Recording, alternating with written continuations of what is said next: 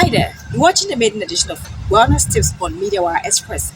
Wellness Tips is a program that focuses on addressing the many health challenges facing women in our societies today.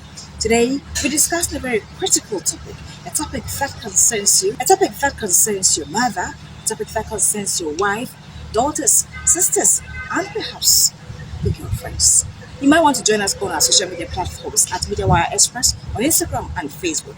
For today's topic, we will be discussing human papillomavirus, popularly referred to as HPV. My name is Marilyn Badodomasa, and my guest today is Dr. Anna Graham. Dr. Anna Graham is a distinguished women's health medical doctor currently serving at the CCBRT Hospital in Dar es Salaam. She will share some insights on the topic and also provide remedies to curtail this virus. You might want to join us live as this promises to be very exciting, educative, and informative. Many thanks for joining us, Dr. Anna Graham. Thank you. Thanks for your time. Thank you for inviting me.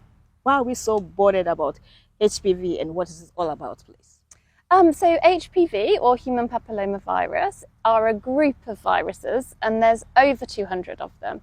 And usually they are completely harmless. And so what happens is you get the HPV virus, then your body's own immune system clears it on its own and it doesn't cause any problems. Now, there's some different types of HPV, what we call low-risk HPV and high-risk HPV, that if they stick around, they can cause problems. So low-risk HPV causes genital warts, and then high-risk HPV can cause a number of different cancers. Now, it can cause cervical cancer, it can cause vulval cancer, vaginal cancer, penile cancer, anal cancer, and also throat cancer. And so the most common of those by far is cervical cancer. And the cervix is the neck of the womb, so the neck of the uterus in a female. And cervical cancer is a really big problem here in Tanzania. It's the most common female cancer, and it kills over 6,000 women every single year. So it's transmitted via skin-to-skin contact. So when we're thinking about that, we're thinking about sexual contact. So we're thinking about sexual intercourse, which could be vaginal, or it could be anal, or it could be oral. And that's how it's transmitted between people. And so you can lower your risk of transmission via using condoms to have sexual intercourse. Now, that won't completely take away the risk, but it will definitely lower the risk. But the really good news is that we have a brilliant HPV vaccine, which can prevent you from getting some of the different strains of HPV so that you would never even be at risk. Now, it doesn't cover all of the different strains of HPV, all of the 200, but there's different vaccines that cover different ones, but the one here in Tanzania covers 4 types.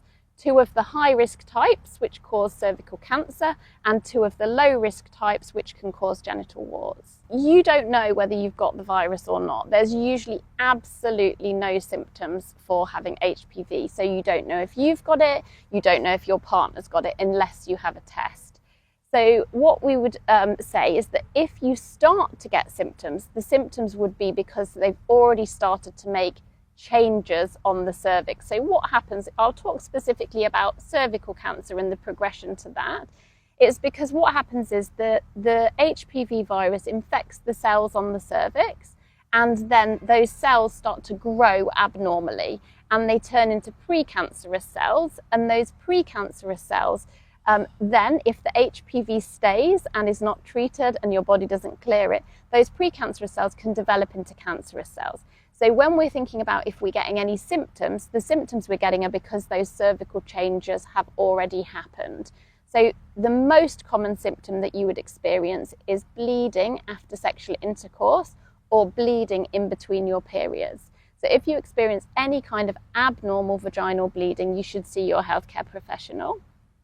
Also, if it was a later stage, you may be getting pelvic pain. So if the precancerous cells were progressing, you may get weight loss, you may get a loss of appetite, tiredness, pain in the legs or swelling in the legs. So it depends on where we were in that journey.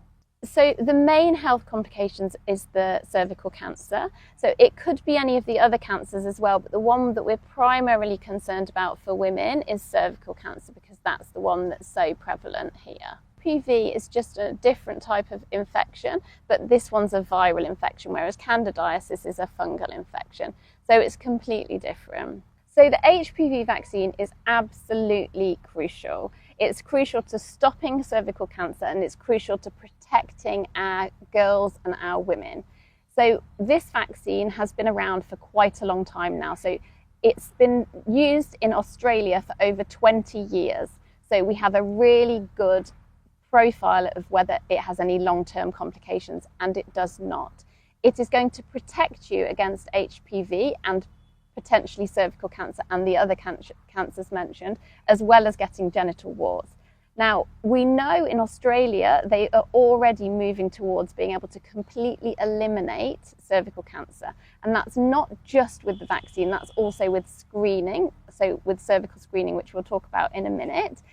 But we know that this vaccine does not cause infertility. It does not cause girls to be more promiscuous. And we need to think about this as a protection against cervical cancer. HPV is so common. 80% of all people, men and women who've had sex, will at some point get HPV.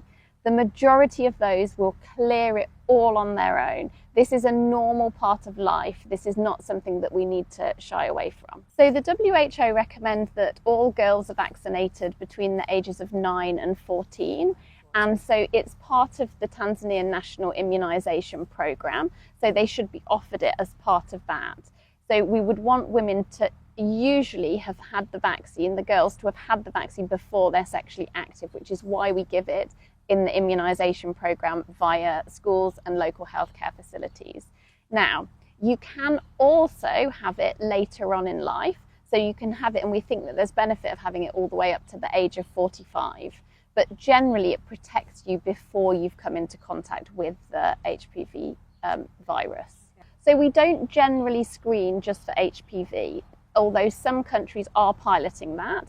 So what we want to do is we want to screen your cervix. So the recommendations for Tanzania are that we would get cervical screening every 3 years after the age of 30, okay? And that's because generally when people are younger, their immune system clears the virus very, very well. So from 30, we would want cervical screening. Now, cervical screening in Tanzania is done in 2 different ways.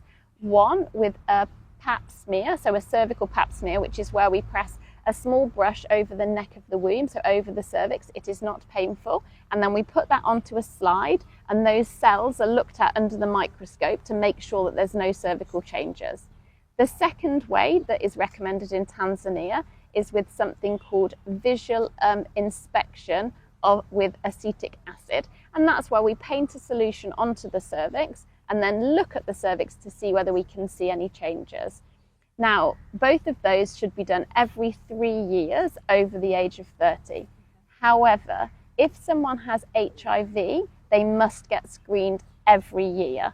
And that's because when your immune system has been lowered, then we know that you need to have the screening more often because the cervical cancer could progress more quickly.